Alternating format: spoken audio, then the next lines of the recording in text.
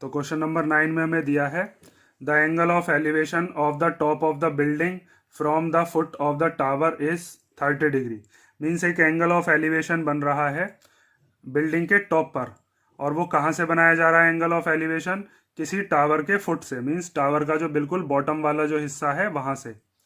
कितने डिग्री का एंगल बनाया जा रहा है? 30 डिग्री का। And the angle of elevation of the top of the tower, और एक और एंगल बन रहा है एंगल ऑफ एलिवेशन जो कि टावर के टॉप पे बन रहा है इस बार। और ये कहाँ से बनाया जा रहा है? ये बिल्डिंग के फुट से बनाया जा रहा है। ये कितने डिग्री का है? 60 डिग्री का। उसके बाद हमसे बताया है कि टावर की जो हाइट है वो कितनी है? 50 मीटर। और हमें क्या बतानी है? बिल्डिंग की हाइट कितनी होगी।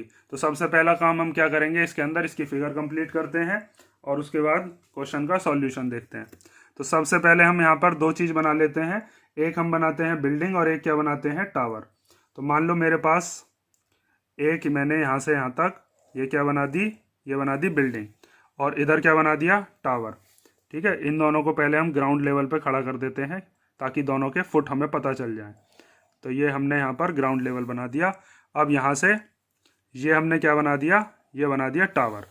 ठीक है, अब इसके बाद क्या करते हैं, ये हमने जो बनाया है इसका नाम दे देते हैं। ये हो गया ए, ये हो गया बी, और इसका नाम दे देते हैं, मान लो ये पी हो गया, और ये वाला क्या हो गया? क्यू। तो ये क्या बनाया है हमने?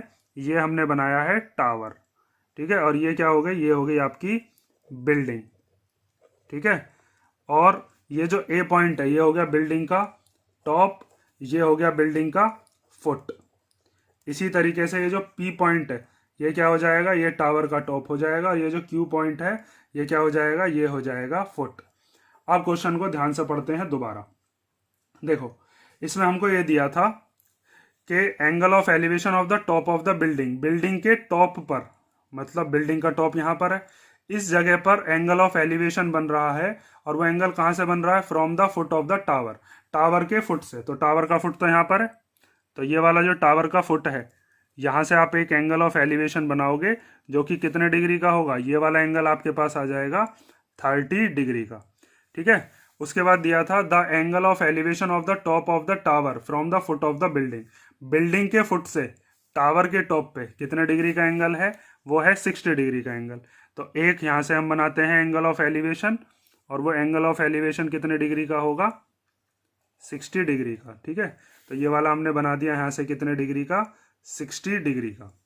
ठीक है, अब उसके बाद हमें एक चीज और गिवन थी इस क्वेश्चन में, if the tower is 50 metre high, means यहाँ से यहाँ तक ये जो टावर है इसकी हाइट कितनी है? ये दी है हमको 50 मीटर, मीन्स पी क्यू हमें पता है। और हमें क्या बताना है? यहाँ से यहाँ तक ये जो ए बी वाली हाइट है ये हमें बतानी है। मान लो मैं इसको क्या मान लेता हूँ? H metre.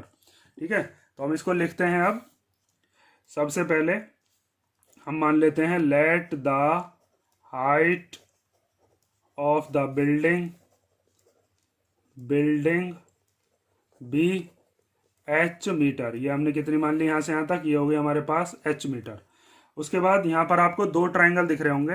एक ट्राइंगल तो ये है बड़ा वाला जिसके अंदर पी क्यू बी, ठीक है, एक तो ये वाला ट्राइंगल है पी क्यू बी। इस वाले ट्राइंगल के अंदर कितने डिग्री का एंगल बन रहा है? 60 डिग्री का। एक ट्राइंगल ये बन रहा है, इसका नाम क्या है? A B Q. तो इन दोनों ट्राइंगल्स के अंदर ही हम क्या लगाते हैं? ट्रिग्नोमेट्री। देखो सॉल्व कैसे करेंगे, जब हम बड़े वाले ट्राइंगल में इसमें जिसका नाम क्या है? पी क्यू बी, तो इसका देखो हमें यहाँ से यहाँ तक ये तो पता है परपेंडिकुलर, भाई इसके सामने परपेंडिकुलर हो जाएगा, तो वहां से हम क्या निकाल लेंगे? बेस। और ये जो बेस है बी क्यू, ये इस वाले ट्राइंगल का भी बेस है, ये जो छोटा वाला ट्राइंगल है। और जब हमको बेस पता चल जाएगा तो वहां से हम क्या निकाल लेंगे? ये वाली हाइट जो कि हमको पता करनी है। तो समझ गए ना? सबसे पहले हमको क्या करना है? इस बड़े वाले ट्राइंगल से हम बेस पता करते हैं, और वो बेस छोटे वाले ट्राइंगल का भी काम करेगा। तो हमारे पास जो ट्राइंगल है, देखो साइड में मैं यहाँ कर बना के दिखाता हूँ आपके पास।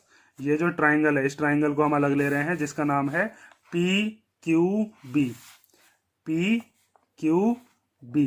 तो यहाँ पर इसमें कितने डिग्री का एंगल दिया है? ये है 60 डिग्री, और ये कितनी दी है हमको? 50 मीटर। तो यहाँ पर थीटा के सामने ये क्या हो जाएगा? ये हो जाएगा परपेंडिकुलर, और बेस क्या हो जाएगा? B Q. तो हम इस वाले ट्राइंगल में लगा रहे हैं in triangle P B Q. तो in triangle P Q B या पी बी क्यू, ठीक है, यहाँ पर हमने कितने डिग्री मान लिया? 90 डिग्री।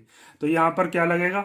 यहाँ पर हमें बेस निकालना है, परपेंडिकुलर हमारे पास है, तो परपेंडिकुलर और बेस का रिलेशन किस में होता है, tan में। अभी पिछले क्वेश्चन में बताया था ना मैंने, यहाँ पर देखो tan का रिलेशन होता है जो कि क्या होता है, परपेंडिकुलर अपॉन बेस।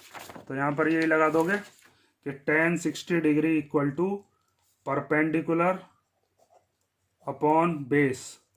और परपेंडिकुलर कितना है, परपेंडिकुलर हो गया यहाँ से यहाँ तक PQ, और बेस क्या हो गया, बेस हो गया हमारे पास BQ।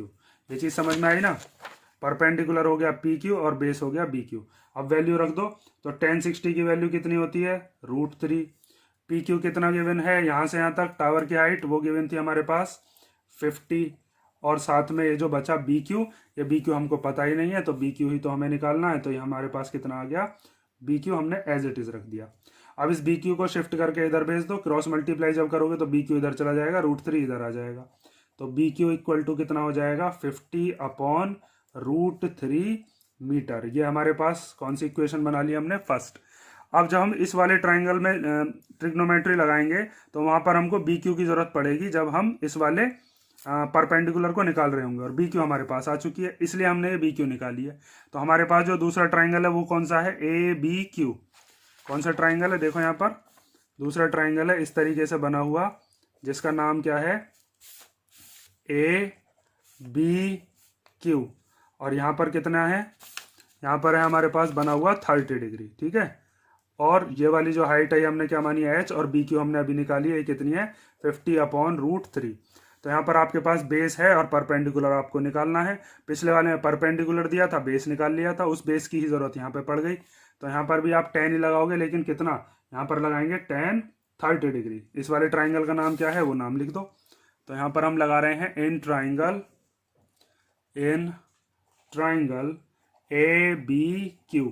तो ये जो ABQ वाला ट्राइंगल है, इसके अंदर हम लगा रहे हैं tan 30 डिग्री, वो भी क्या होगा, परपेंडिकुलर अपॉन बेस। और यहाँ से हमारा परपेंडिकुलर कितना है, इसके सामने परपेंडिकुलर बैठेगा AB, और बेस क्या बैठेगा, वो बैठेगा BQ, ठीक है। तो अब tan 30 की वैल्यू आपको पता होगी, tan 30 की वैल्यू कितनी होती है, वो होती है 1 अपॉन √3, ठीक है। वीडियो में आ भी रहा है, हाँ ठीक है। और AB हमको कितनी गिवन है, यहाँ से यहाँ तक AB तो हमें निकालनी है, तो AB को हम ऐसे ही लिख देते हैं। और BQ अभी हमने निकाली थी, वो कितनी है, 50 अपॉन √3, ठीक है। अब इसको सॉल्व करना है, बिल्कुल सिंपल। तो हमने अभी जब पीछे क्वेश्चन किए थे किसी एक्सरसाइज में, वहां पर मैंने आपको एक चीज बताई थी कि अगर आपके पास ऐसे लिखा हुआ है A/B और उसके अपॉन में क्या दिया हुआ है, C/D, तो जब हम इसको सॉल्व करते हैं तो इसको ऐसे लिख लेते हैं A/B मल्टीप्लाई ये जो नीचे वाला C/D है, इसको रेसिप्रोकल करके D/C कर देते हैं। तो यहाँ पर जो डिनोमिनेटर है, उस डिनोमिनेटर को ध्यान से देखो, डिनोमिनेटर कौन सा लिखा था, BQ, तो वो डिनोमिनेटर क्या है, 50 अपॉन √3। तो इसको हम क्या कर देंगे, रेसिप्रोकल। तो इधर देखो अब 1 अपॉन √3 इक्वल टू AB, और ये जो डिनोमिनेटर है ये रेसिप्रोकल होके क्या हो जाएगा, √3 ऊपर और हमारा 50 नीचे, ठीक है। अब इसको हम क्रॉस मल्टीप्लाई से इधर भेज देते हैं, क्योंकि हमको तो क्या पता करनी है, बस AB। तो 50 इधर चली जाएगी और √3 इधर आ जाएगा, तो 50 चला जाएगा इधर क्रॉस मल्टीप्लाई में, डिवाइड का मल्टीप्लाई में, तो 1 अपॉन √3 इधर था ही, और ये वाली चीज इधर आके रेसिप्रोकल हो जाती है। या फिर ऐसे समझ सकते हो कि ये 50 चला गया ऊपर डिनोमिनेटर से न्यूमरेटर में, और ये न्यूमरेटर से कहाँ आ गया, डिनोमिनेटर में। इक्वल टू में क्या बचा, AB। जब 50 की 1 में करेंगे तो कितना आ जाएगा, 50, और जब √3 की √3 में करेंगे तो कितना आ जाएगा, 3। इक्वल टू में क्या आ गया, AB। तो हमारे पास कितनी हाइट आ गई, ये जो बिल्डिंग की हाइट है ये हमारे पास आ गई 50 अपॉन 3 मीटर। इसको मिक्स्ड फ्रैक्शन में भी सॉल्व कर सकते हो या फिर पॉइंट में।